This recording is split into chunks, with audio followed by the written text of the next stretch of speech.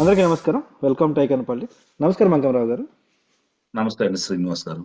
Sir, జమిలీ ఎన్నికలు కేంద్ర ప్రభుత్వం తీసుకున్న ప్రతిష్టాత్మకంగా తీసుకున్న ఒక ఆ, నిర్ణయం అయితే ఇప్పుడు ఏంటి, కొన్నిసార్లు ఏమంటున్నారంటే వెనక్కి తగ్గారని చెప్పేసి కొన్ని చోట్ల ఊహాగానాలు వచ్చాయి.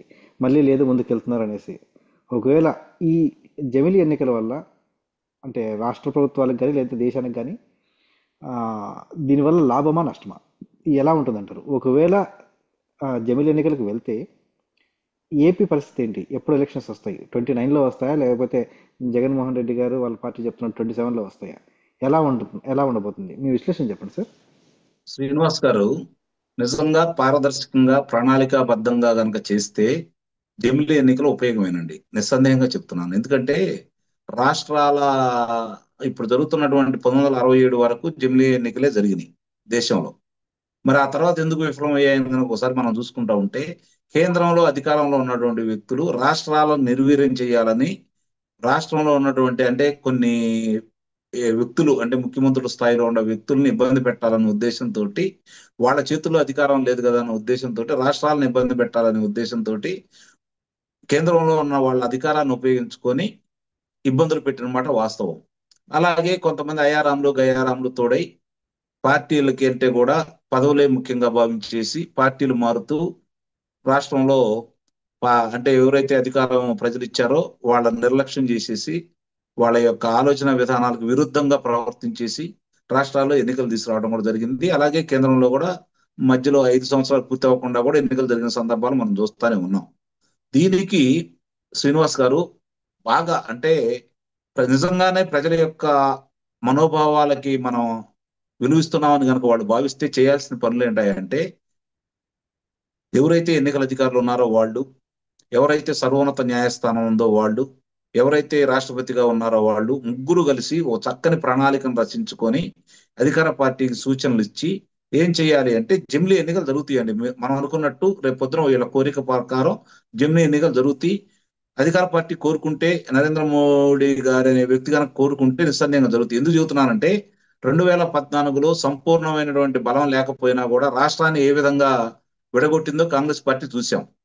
అంటే మరి ప్రజల అభిప్రాయానికో లేకపోతే శాసనసభ్యుల అభిప్రాయానికో లోక్సభ సభ్యుల అభిప్రాయాన్నో పరిగణలోకి తీసుకోలేదు కదా.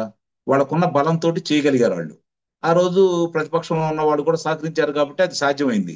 చూడండి ఎంత త్వరగా పూర్తయిపోయిందో. న్యాయాలు కానీ లేకపోతే న్యాయపరమైనటువంటి అంశాల గురించి కానీ ఏమీ పట్టించుకోలేదు వాళ్ళు. ఈ రోజుకి దాని గురించి ఎవరు మాట్లాడారు, ఎవరు ఆమోదం తెలిపారు అనేది ప్రజలకు తెలియదు కదా. ఈ రోజు కూడా తెలియదు. ఆ రోజు లోక్సభలో ఏం జరిగింది అనేది ఈ రోజు కూడా తెలియదు. ఒక చీకటి రోజు అది. మరి అలాంటి చేసినప్పుడు వాళ్ళకి సంపూర్ణమైన బలం ఉందా? లేదు కదా. మరి అయినా చేయగలిగారు. అదే విధంగా ఈ రోజు మోడీ గారు ఆ రోజు సోనియా గాంధీ గారి కంటే బలంగా ఉన్నాడు ఈ రోజు మోడీ గారు. మోదీ గారు బలంగా ఉన్న సందర్భంగా వాళ్ళు ఆ రోజు చేసినప్పుడు ఈయన ఎందుకు చేయలేడు? ఇవన్నీ చేస్తారు. అది శాస్త్రీయబద్ధంగానా లేకపోతే రాష్ట్రాల యొక్క ఆమోదాన్ని పొందగలరు. లోక్సభలోనూ రాజ్యసభలోనూ కూడా దాన్ని ఆమోదం చేసుకోగలరు. దాన్ని అడిగే వాళ్ళు ఎవరున్నారు ఈ రోజు చెప్పండి. అడిగే తల్లికి కాలయాపన పూర్తి అయిపోతుంది. మన ఎన్నికలు వస్తాయి. న్యాయస్థానం కూడా ఏమంటదంటే, ఆ రోజు చూశారు కదా చాలా మంది ప్రతివాదులుగా చేరి ఎట్లా చేస్తున్నారు ఇదంటే చూడందాం మనం లోక్సభలో ఏం నిర్ణయం చేస్తారో ఆ తర్వాత మాట్లాడతామని అన్నారు. అంటే న్యాయస్థానం కూడా వీళ్ళ దగ్గర అడ్డుకట్ట వేయలేదు. కాబట్టి రేపు కూడా జరిగేది అంతే. వీళ్ళు ఏం చేసినా కూడా అది అరిసికి పెడతారే తప్ప ప్రయోజనం అనేది ఉంటుందని అయితే నేను భావించట్లేదు. వాస్తవంగా ఒకసారి కనుక మనం చూసుకుంటా ఉంటే నిజంగానే జమిలీ ఎన్నికలు జరిగితే ప్రజలకు ఉపయోగం. ఎందుకంటే ఆర్థిక భారం దప్పుతుంది, ఖర్చు దప్పుతుంది. కానీ పారదర్శకంగా జరుగుతాయా? లేదు. ఈరోజు జమిలీ ఎన్నికలు జరుగుతాయి మీరు అనుకున్నట్టు. ఒక రాష్ట్రంలో ప్రభుత్వం విశ్వాసం కోల్పోయింది, ప్రభుత్వం కూలిపోయింది. మరి అప్పుడు ఏం చేస్తారు?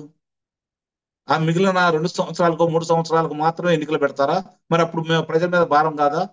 దాన్ని ఏ విధంగా నిరోధించగలరు? నిస్సందేహంగా దానికి ఒక మార్గం అంటూ ఉంది శ్రీనివాస్ గారు. అది గనక అమలు చేయగలిగితే న- దేశం ప్రయోజనాలు, ప్రజా ప్రయోజనాలను దృష్టిలో పెట్టుకొని చట్టాలను రూపొందిస్తే దాని సాధ్యమే.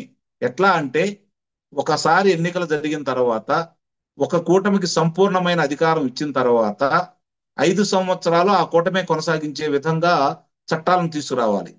అప్పుడు ఏమవుతుందంటే, ఎవరన్నా వ్యతిరేకంగా నిర్ణయానికి వచ్చేసి ప్రలోభాలకు లోనైనటువంటి సభ్యులు ఎవరన్నా సరే పార్టీ మారితే నిస్సందేహంగా వాళ్ళ పార్టీ సభ్యత్వాలు వాళ్ళ యొక్క సభ్యత్వం అంటే వాళ్ళు ఏ అయితే శాసనసభ లేకపోతే లోక్సభ ఆ సభ్యత్వాలను రద్దు చేసే అధికారం తక్షణమే అమల్లోకి రావాలి.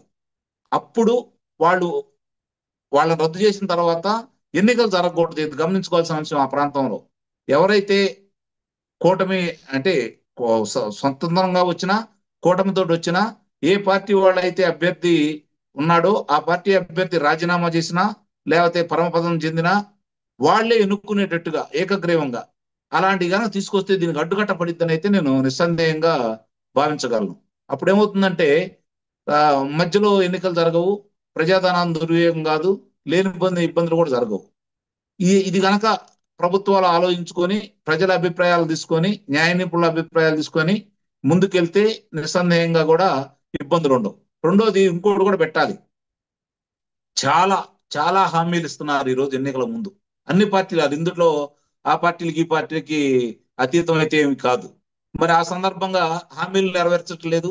వాళ్ళు ఇచ్చే హామీలకి ఖజానాలో అంత డబ్బులు ఉంటున్నాయా? ఇది కూడా ఆలోచించుకోవాలి కదా. ఏ విధంగా హామీలు ఇవ్వగలుగుతున్నారు వాళ్ళు? ఎందుకు ఇవ్వగలుగుతున్నారు అంటే ప్రజల్ని ప్రలోభ పెట్టి మాయ మాటలు చెప్పి అధికారాలు రావడానికి ప్రయత్నం చేస్తున్నారు.